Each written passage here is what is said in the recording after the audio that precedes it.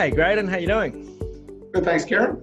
So, a little while back, we put on a webinar on Labor's proposal to ban franking credits, and really, we had a fixed income specialist in there, but we're looking at what options there might be for self-managed super funds now that franking credits for those SMSFs that are in that pension phase, they're not going to get a refund of those franking credits.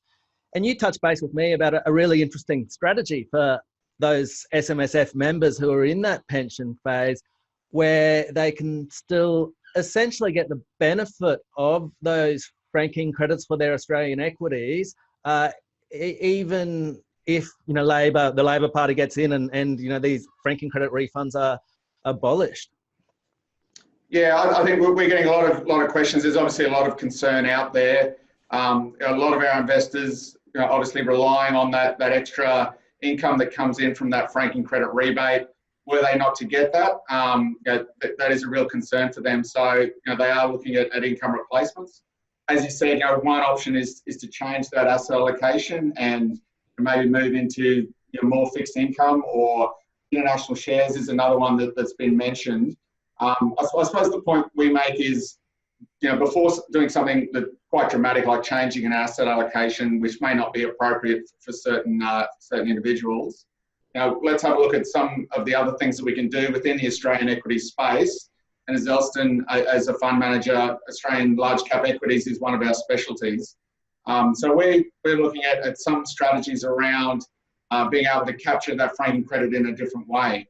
I suppose one of the points that I would make is that franking credit still exists, so it is still valuable for shareholders, for some shareholders. So those that do pay tax still get the benefit of the franking credit. So just to take a step back, the whole reason behind having that franking credit is essentially reflects the tax that the company has paid. So if you think about a company that, say, earns a dollar of income, they'll pay company tax rate, say at the 30% tax rate. So out of that dollar of income, they'll pay 30% company tax, and then 70 cents in that dollar will get paid out as a dividend if they're paying out all their earnings. So at the moment, those SMSF clients in pension phase would get that 30 cents back as a rebate to reflect the fact that their share of that company's earnings is that whole dollar. And if they're paying 0% tax, then they should get that whole dollar as their earnings and get the company tax back, if you like. So what is proposed is that they'll get that 70-cent dividend. They won't pay any tax on that 70 cents, but they won't get that 30 cents back. So what it means is, in effect, if that $1 is their underlying earnings, that they are actually paying 30% tax instead of their tax rate, which should be zero. So it'd be essentially the same as if they were invested in overseas shares anyway. They're losing the benefit of that franking credit. That's right. Overseas shares, companies in Australia that don't pay franking credit. So there's companies listed in Australia that also earn money overseas that the dividends on those aren't franked. So yes, they'd essentially be in that situation. Are there any other countries that have this dividend imputation scheme, or that's a peculiar beast of Australia? No, it is particular to Australia. But and I get Labor's point where they're arguing that, well, it's something that you wouldn't have got in the first place. But as I said, that underlying $1 that company earns, that is what the shareholder of that company should be entitled to, with their tax situation imposed on that. So if they are a 0% taxpayer, that $1 that their share of the company has earned really should come back to them as a dollar. And that's what the Howard Costello government recognised when they brought in that rebate back when they brought it in 10 years ago. Yeah, well, I can kind of see why, in due course, franking credits could be abolished for everyone in the circumstance where they reduce the company tax rate right down, so we're competitive on that world stage. But it seems a bit unfair that, SMSFs and their treatment seems to be discriminated against a lot more than, some of those larger funds, and especially those larger funds with, lots of younger members in that accumulation phase. Yeah, absolutely. It's it really does set up two classes and creates distortions within the market, which hopefully any government would want to avoid. And that's where it is tricky. It really does tend to single out one group within the community And as rightly been pointed out, I think with some of the demonstrations, people and when we talk to advisors, they find it very frustrating when not only advisors but investors as well, where you set up your circumstances on one particular set of rules, and then they change that. It does become very frustrating. So before you prepared a bit of a PowerPoint for us on this strategy, which we're excited to hear. Before we get kicked into that, can you just let us know what your role is with Elston? Yeah, so at Elston Asset Management, I'm one of the portfolio managers there. So we take assets from our investors and we run multi-asset class models. So we're looking at investing in Australian shares, international shares, and defensive assets, fixed income and cash. The advisors will talk to individual clients, set out that asset allocation, look at their goals and expectations, and sort of say, okay, well, based on historical returns, let's allocate this proportion of your assets to these different asset classes to get that balance between the returns that investors need, but also controlling that volatility and risk for them as well to make sure that their assets secure the returns they need over the long term. So we're making the decisions as to what particular securities within those asset classes we should invest in, and that's where the webinar you did last week. You can go into more income producing securities, but the question is that the right thing from an asset allocation point of view for that investor to do? Without getting into the particulars, people do in most circumstances need a balance between those growth and defensive assets. If you get too defensive in your asset allocation, risk like inflation, if you're living off a set amount of income at any particular time, going forward, inflation dictates that will need to go up. So you need not only growth in assets, but more importantly, growth in income as well. So that's what we do at Elston Asset Management is choose the securities to get that balance right between those long-term returns, a balance of both growth and income. Okay, great. Let's get into this strategy. Hey.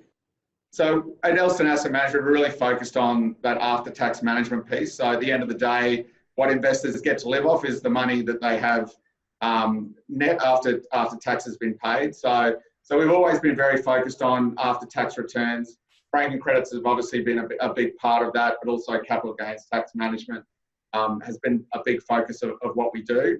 So with the change, the proposed change, should Labor get in, what we found is that brings those pension accounts that are targeted by the change more in line with a non-resident, an Australian who is not a resident for tax purposes. So currently, an Australian non-resident will pay withholding tax on any income and distributions they'll receive, but they don't pay tax on shares. They pay tax on, capital gains tax. They don't pay that on shares. They pay it on property, but not on shares.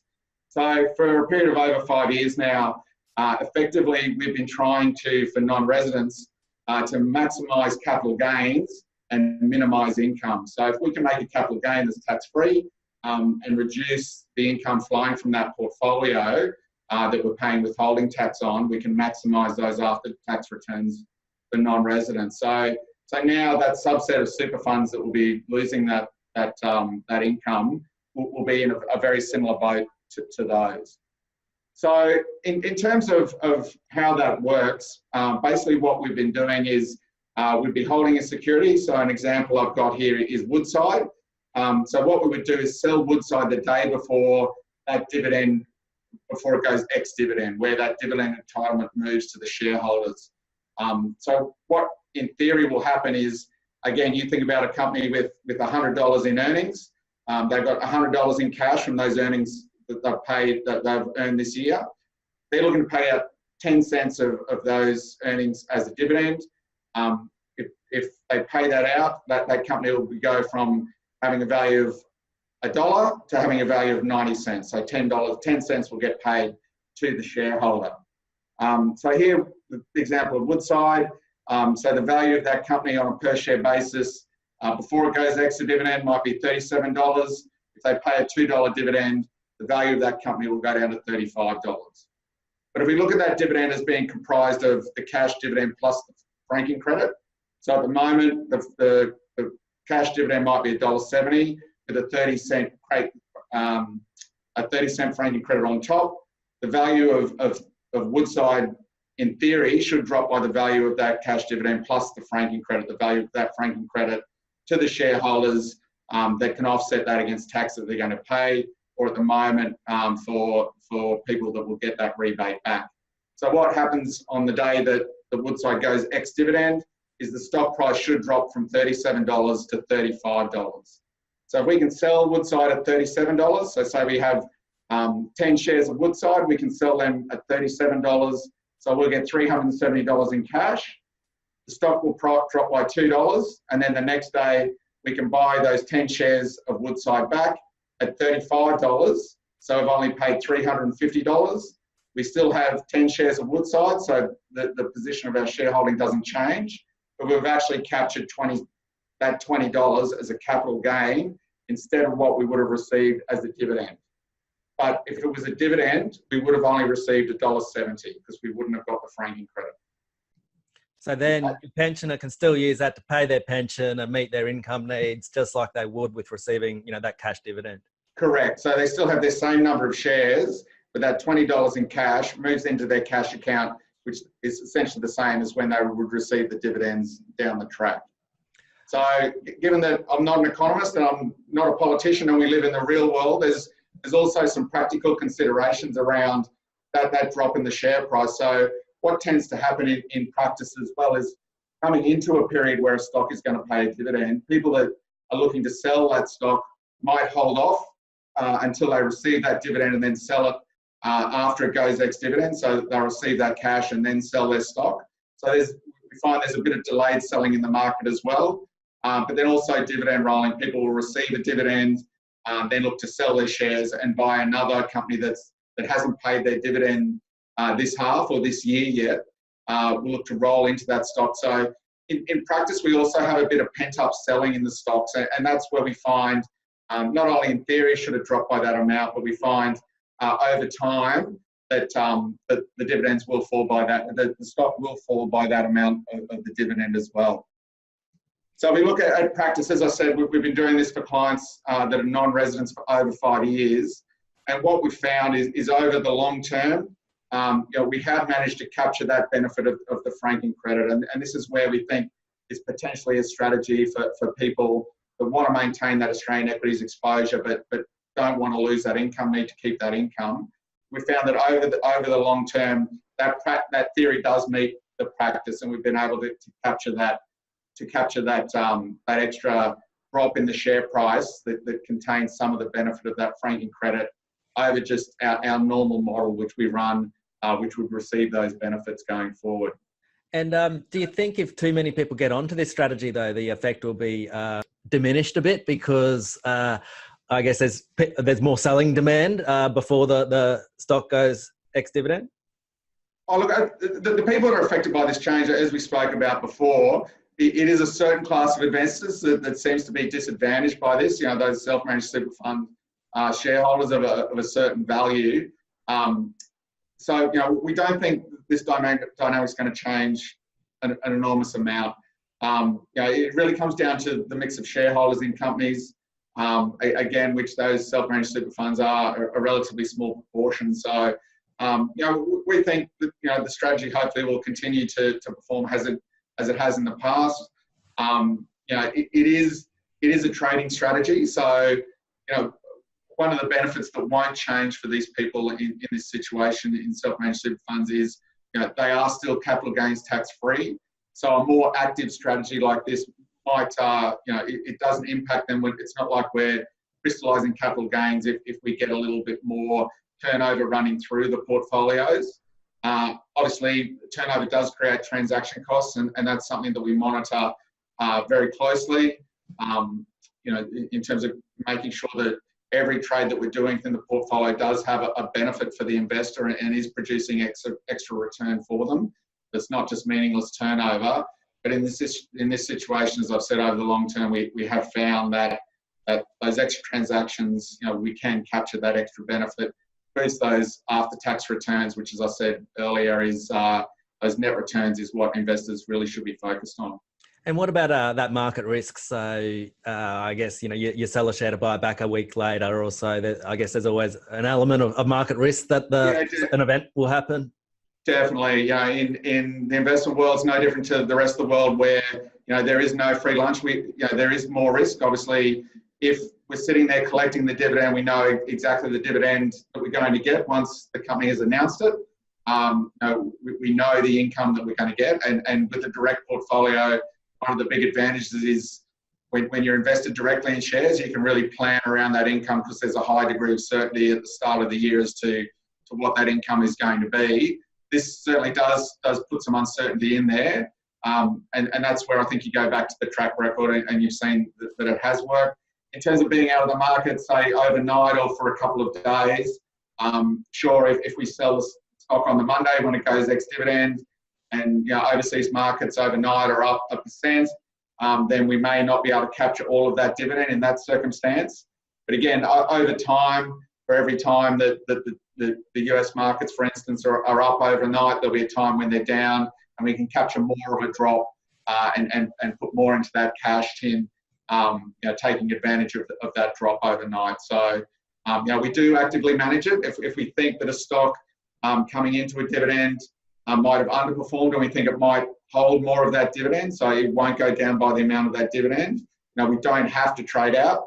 As we said at the start, you still won't be paying tax on that dividend. It's just the opportunity cost of that franking credit that you're losing. So, if we don't think for whatever reason that the stock is going to drop by more than the value of the dividend, we will just maintain our holding, receive the dividend. We're looking to manage that on a case-by-case basis. And you're not annoying the investor, the client, every time that you're doing this. You just got the go ahead for the strategy, and then you have a separately managed account or individually managed account to. That's right. Well, this is an individually managed accounts, and separately managed accounts. It's very difficult to isolate that security, particularly at a fund management level. So this is for individually managed accounts. So which is particularly we've found is a really good vehicle for self-managed super fund investors because they want that control. We can get down to their account, isolate specifically that individual account, and then trade according to them. So and to your point, we manage funds on a discretionary basis, again where that's appropriate. So we have the ability to do this on investors' behalves, and then they can just look at our track record over time and hold us accountable on the back of that. I think having that professional management is well worth it. All right. Well, thank you so much for joining us today, Graydon. It's been a pleasure. No worries. Thanks very much, Kieran. It's fantastic to talk to you.